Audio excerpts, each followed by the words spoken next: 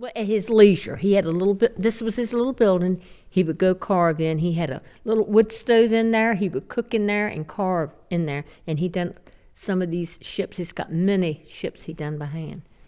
And the sails, most of the time, the sails he made out of window shades, old window shades, and he would stitch them by hand. All this was done by hand. He didn't use any, Really? but all these were done by hand. And this, is this the RFM Bunning, Terry, before Dad put the sails on it? Yes, that's the boat that was here was on right this here. property. This That's was a it. replica of the boat that was here Yeah, on and this this was property. at home. wasn't it? RFM Bunning. RFM Bunning, and later he made the sails. I had that boat at home. It's got the sails on it. But this was over at the museum. What's the date of this? St. Morris. And that's, see, this is the And part, what she- that's the piece of the RFM Bunning. And I think, They called her the Morris. I think I had this boat. This was his little building. That was the RFM Bunning when he was working on it, and then another boat that he made. Many boats he made. I've even got. I should have brought the little scow tray that he made you with the oars. The little, About this little gunny big- boat. No, the scow. The first one he made and gave you. It's about this big. I should have brought that. Judy, I have to ask you again about this one. Okay. That's when Terry and I got married. We'd been married about a month. And this was at our linen shower, or miscellaneous shower. My aunt gave us a shower. And another aunt made my cake. And that's Terry and I in my parents' yard. Now, tell me again, how old were you? I was 15 and Terry was 20. Oh, my gosh. So evidently we run away. And this is a picture of Terry and I and my mother and my father. And I think Mom and Dad were like 36 and 37. Mom was a year older than Dad. Tell her what your 15. mom said when we come home from running away. What do you mean? How could Tell you her what do she this? said to you. How could you do this? Yes. Yeah, she said, yeah, well, I guess she did say, how could you do this? And I was 15 years old. I said, you wouldn't have given me your, permission if I'd asked. So she asked me, she said, did you have a ring? I said, no, I didn't have a ring. She said, you got married without a ring? I said, yes. And he said, Terry told her, he said, I didn't have the money to get a ring. She said, well, she's got to have a ring. Everything, after she smoothed everything all over, she said, she's got to have a ring. So we went up to our jewelry store in town, and we got my ring, which is this ring. We bought it so much a week. The lady let us have it because we didn't have the money. And it cost $17.60. I'll never, ever forget the price of my wedding band. And I didn't have such He That is didn't. No, because he incredible. told her, he said, I didn't can't have buy a ring. I pins. don't have, I was flat because broke. we borrowed $10 to get married. When she said she don't have a ring, I thought to myself, We what paid is the she preacher. We got us something to eat with $10 the night we got married. We didn't have a penny. We were in debt before we started. That's a long story. You don't want to hear all that. Thank you so much, Yeah, Judy. you're welcome. Any other stories or anything else you want to say? I don't know. You got pictures of my. Oh, look at this. Talk about the house. That's The what you told us house. about the house This before ha- we were recording. Oh, the house. This is my mother and father's house, and my dad started building this on South Main Street in the back in the field, and he moved this across. What was it? It wasn't a glade, was it, Terry? Yes, glade. It was a glade, but it was dry with brush grass at that time. It was He different. moved this with a car and like telephone poles, weren't they? Like he used this Rollers. as rollers, and he moved that with a car by himself until he got it to this lot, and then he started building on it, adding on it. This area that she's talking about, where he moved this house through, is directly. It's between us and you, and it's where you live. And at that time, the vegetation in that glade was of a salt nature. It was salt-natured grass, and it had what Chincoteaguers call bent grass, which is a grass that grows in layers, thick layers. And because it was so thick like that, her father caught a time when there was lack of rain, and with that bent grass there, he could put the rollers down. He was able to go through across that glade without getting stuck.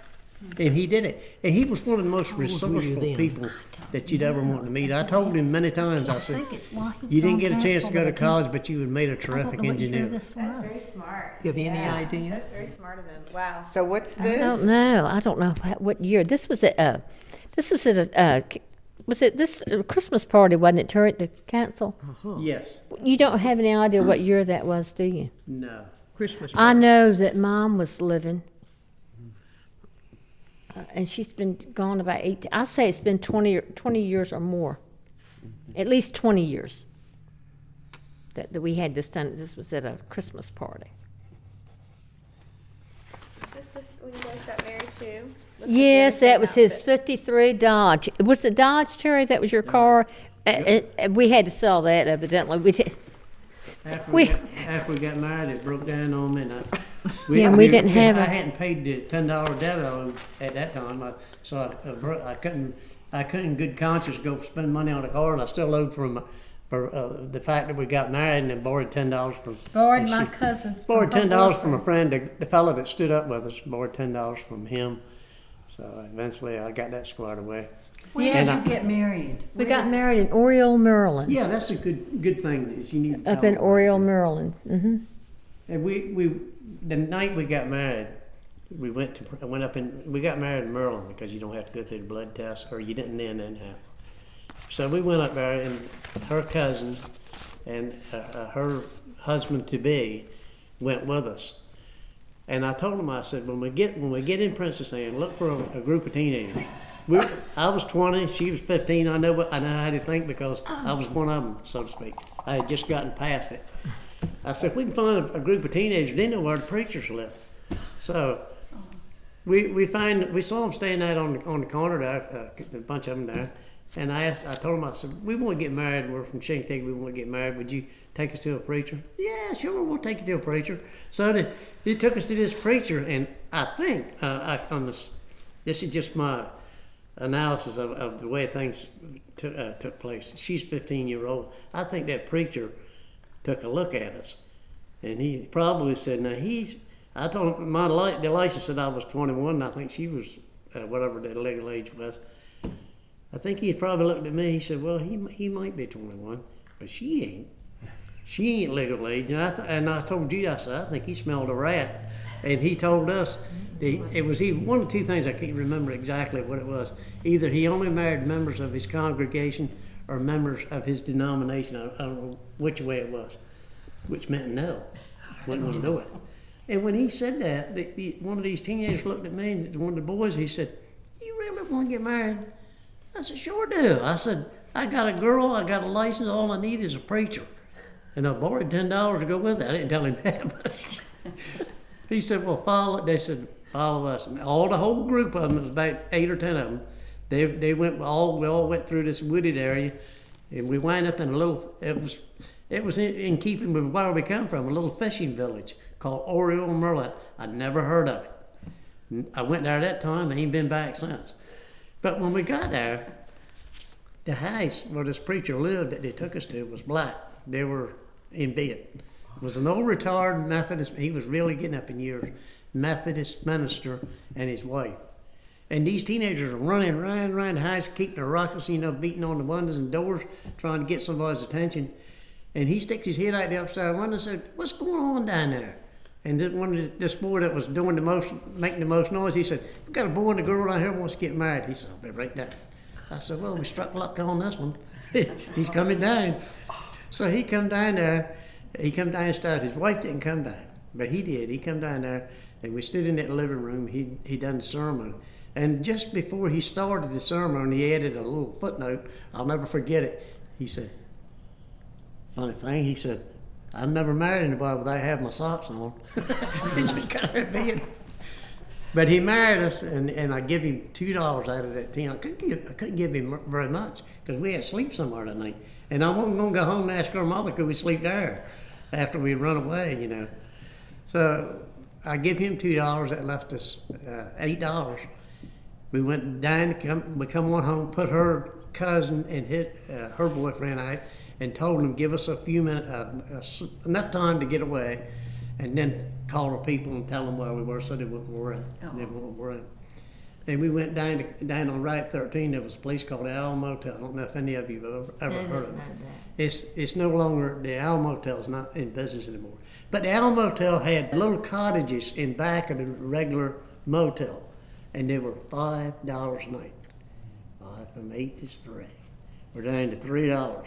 But we had to have a place to sleep. So we got one of those little cottages.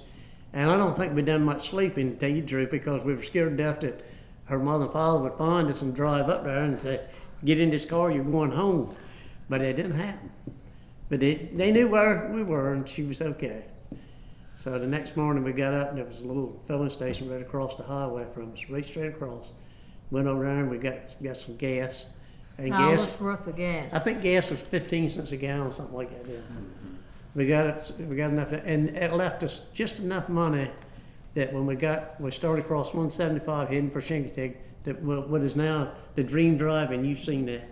There was curb service and so forth at the time. We had enough money to get one cheeseburger, and we got that cheeseburger. She had half, and I had half. One sandwich. And we stopped a little bit farther over on that road and visited some friends that had done the same thing we'd done, and were friends of Judy that had run away and got married and been through the whole 9 yards. So we stopped and told them what we had done.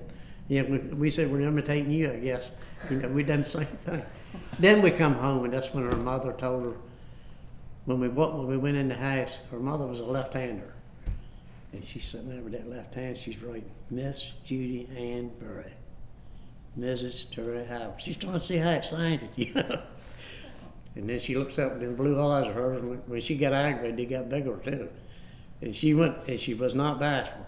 And she told Judy, she said, I didn't think you'd ever do this to me, Judy. And then Judy told her, you know, if I'd asked you, Mom, you wouldn't let me do it. And then she said, brought up about the ring. And Judy said, we didn't have her. She said, well, you're going to have one.